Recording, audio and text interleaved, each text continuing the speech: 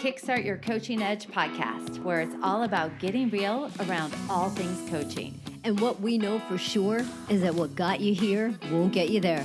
You can't see the spinach in your own teeth. And finally, hang on, because this one's really deep. Once you realize that you are the traffic, everything makes complete and unadulterated sense.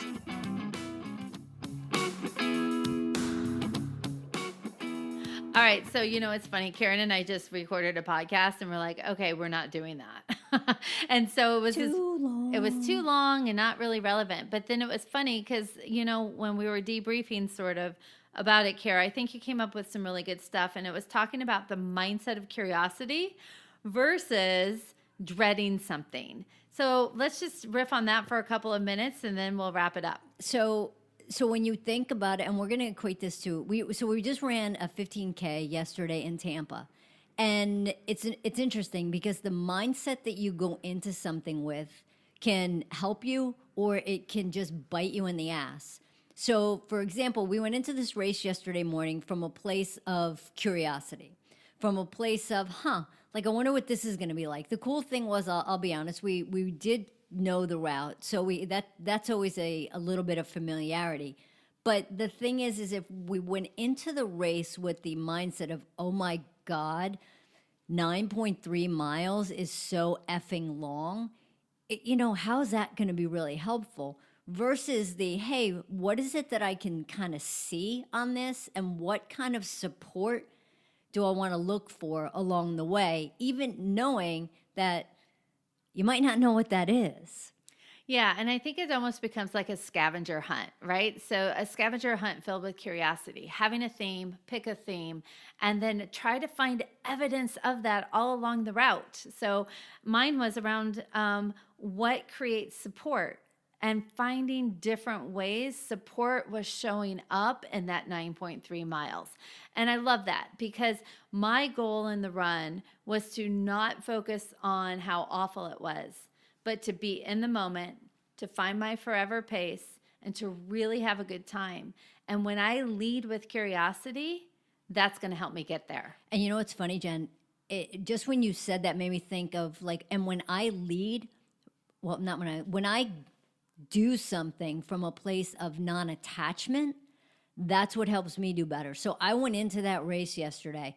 Was the curiosity there? Yeah, but it was also the, hey, am I going to run this race? Am I going to use this race as a training race? Just run and go with how I felt. And the interesting thing, right from the beginning, it was just like, wow, all right, I feel pretty good. And then I kept going. I'm like, all right, I'm feeling better.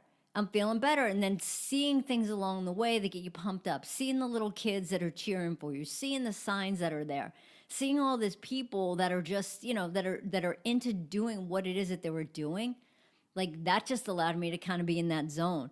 But I did not have the runner's high. However, I was in the zone. I love it. One of my favorite parts of the race, Kara, is when we were at the turn and you were ahead of me, and then I saw you because I always love to see you. And I was just because I was just feeling the love. And I know it's because I went with the curiosity of what's a supportive environment. And I was feeling the love, and I was like, yeah.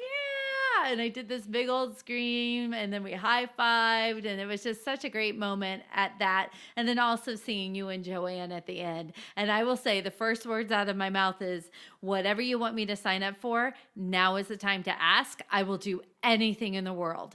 And so they obviously are thinking deeply about that and are going to propose something big. I can feel totally. it. More races.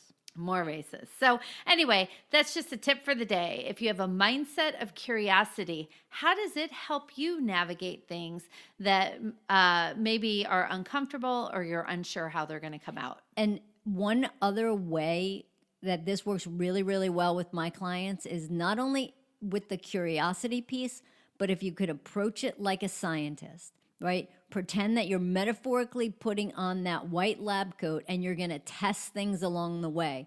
Because if it's an experiment, you're not going to quote unquote fail, but you're going to learn and you're going to tweak and you're going to make the adjustments as you go. Hey, everybody. Thanks for listening to the Kickstart Your Coaching Edge podcast. Craving more in-depth discussions?